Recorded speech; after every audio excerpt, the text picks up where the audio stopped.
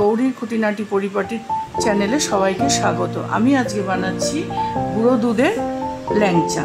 আমি এখানে 1 কাপ গুঁড়ো দুধ নিয়েছি, আর আমি এখানে নেব এইরকম সমান সমান 1 চামচ ময়দা আর অল্প হাফ চামচ ময়দা, এই 1.5 চামচ মতো ময়দা নিলাম।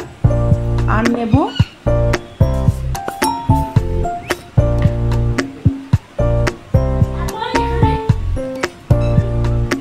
এই একটুখানি বেকিং পাউডার, আর নিচ্ছি এরকম 1 চামচ ঘি। এই ঘিটা দিয়ে আর ওই বেকিং পাউডার আর দুধ আর ময়দা দিয়ে আমি ভালো করে ময়ম করে নিচ্ছি।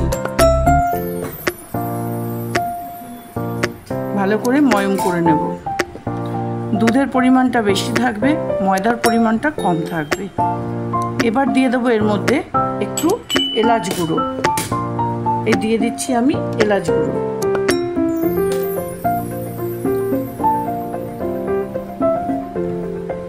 এবার আমি এটাকে মাখাবো রুম টেম্পারেচারে লিকুইড দুধ দিয়ে। এটা আমি লিকুইড দুধ দিয়ে মাখাচ্ছি, তোমরা চাইলে জল দিয়েও মাখাতে পারো। একটু একটু করে দুধ দেব, আর আমি এটাকে মাখিয়ে নেব। একবারে দুধ দেওয়া যাবে না, অল্প অল্প করে দুধ দিতে হবে। এরকম নরম হবে। এবার আমি এটা সেট হওয়ার জন্য একটু ঢাকা দিয়ে রেখে দেবো মিনিট 5। রসটা বানানোর জন্য আমি একটা বাটি বসিয়ে দিয়েছি। বসিয়ে দিয়ে আমি তার মধ্যে 1 কাপ চিনি দিয়ে দিলাম। আর এই 1 কাপ চিনির মধ্যে আমি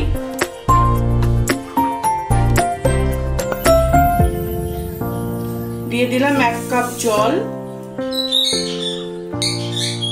1.5 কাপ জল দিয়ে দিলাম।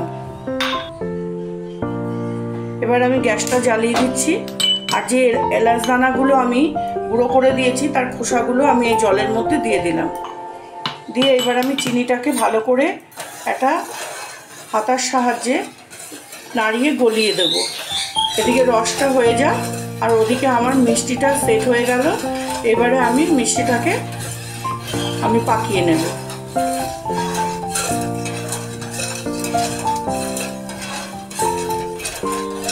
বন্ধুরা, আমার রসটা ফুটে গেছে চিনির। এইরকমই রসটাকে পাতলা রাখতে হবে, এটাকে ঘন করা যাবে না। আমি এবারে গ্যাসটা অফ করে দিচ্ছি, দিয়ে আমি মিষ্টিটা তৈরি করে নিব। অফ করে দিলাম গ্যাস। বন্ধুরা, আমার ইয়েটা সেট হয়ে গেছে। এবার আমি হাতে একটু ঘি মাখিয়ে নিচ্ছি। নিয়ে আমি ল্যাংচাগুলো করে নিচ্ছি। আর একটু ভালো করে আমি মশটে নিচ্ছি।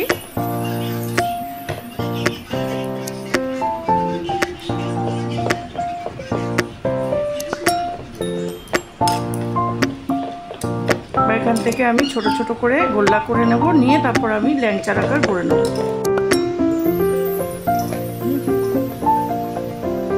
দেখো বন্ধুরা, আমি এটাকে লম্বা করে নিলাম ডোটাকে।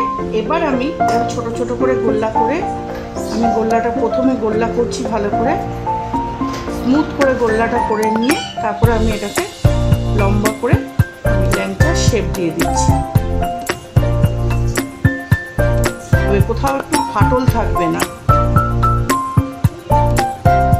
বন্ধুরা দেখো, আমি যেটুকু দুধ আর ময়দা মিশিয়ে আমি যে ল্যাংচা করবো বলে যেটুকু আমি ডো বানিয়েছিলাম, তাতে আমার টোটাল 10টা মিষ্টি হয়েছে।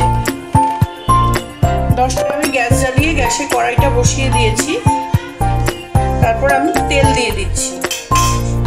তেলটা আমার হালকা গরম হয়েছে, এই যে আঙুলটা ডুবছে এরকম গরম হয়েছে। আমি এবার আস্তে আস্তে মিষ্টিগুলো দিয়ে দেবো, আর গ্যাসটাকে আমি লোতে রাখবো। রেখে আমি আস্তে আস্তে আমি দিয়ে দিচ্ছি এক এক করে, কারণ এটা তেল গরম হয়ে গেলে দিলে পরে মিষ্টিটা ভালো হবে না।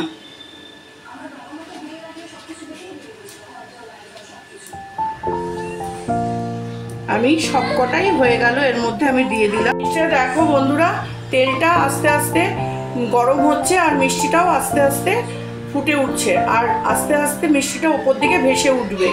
তখন আমি একটু হালকা করে নাড়িয়ে দেবো। হাত এখন এইভাবে এইরকমভাবে কড়াইটা ঘুরিয়ে ঘুরিয়ে নাড়িয়ে দিতে হবে। এই যে আমি নাড়িয়ে দিলাম, এইভাবেই নাড়িয়ে দিতে হবে। এটা আস্তে আস্তে এইভাবে ঘুরিয়ে ঘুরিয়ে দেবো।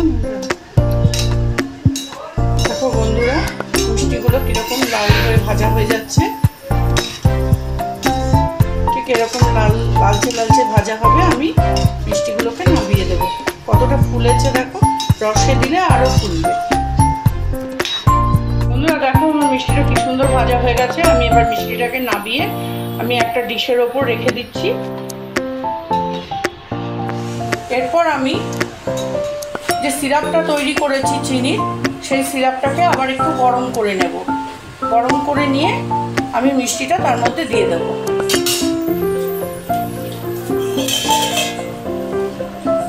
দেখো এবার আমি আমার চিনির সিরাপটা গরম হয়ে গেছে। আমি এবার মিষ্টিগুলো সিরাপের মধ্যে দিয়ে দিলাম। দিয়ে এবার আমি আস্তে আস্তে মিষ্টিগুলোকে সিরাপে ডুবিয়ে দিলাম, আর গ্যাসটাকে আমি লো টু মিডিয়ামেই রেখে দিলাম। দিয়ে আমি চাপা দিয়ে 5 মিনিট ফুটতে দেব। দেখো আমার মিষ্টিটা কি সুন্দর ফুটে, চিনি সিরাপের সাথে ফুটে এরকম বড় বড় হয়ে যাচ্ছে। এইবার আমার এটা হয়ে গেছে। 10 মিনিট মতো আমি ফুটিয়ে নিয়েছি। এবার আমি এটাকে ঢাকা দিয়ে অন্তত ঘন্টাখানেক রেখে দেবো চাপা দিয়ে গরমের মধ্যে। তখন দেখো বন্ধুরা, আমার মিষ্টিগুলো ফুলে কত বড় হয়ে গেছে আর খুব সফট হয়েছে। দেখো এই যে দেখাচ্ছি তোমাদেরকে, দেখো কিরম সফট হয়েছে মিষ্টিটা। দেখো কত নরম সফট হয়েছে, দেখেছো? এই আরও একটা দেখাচ্ছি। সব মিষ্টিগুলো সফট হয়েছে, খুব সফট হয়েছে। তাহলে বন্ধুরা, আমার রেসিপিটা কেমন লাগলো তোমরা আমাকে কমেন্ট করে জানিও। যদি ভালো লেগে থাকে লাইক কমেন্ট শেয়ার করো, এবং নতুন বন্ধুরা সাবস্ক্রাইব করো আমার চ্যানেলটাকে। বেল আইকনটা টিপে দিও। আর যারা ফেসবুক থেকে দেখছো তারা আমার পেজটাকে ফলো করে দিও। আমার সাথে থেকো, পাশে থেকো। আমিও তোমাদের সাথে থাকবো, পাশে থাকবো। বন্ধুরা আজকে আসবো আবার কালকে অন্য কোনো নতুন একটা রেসিপি।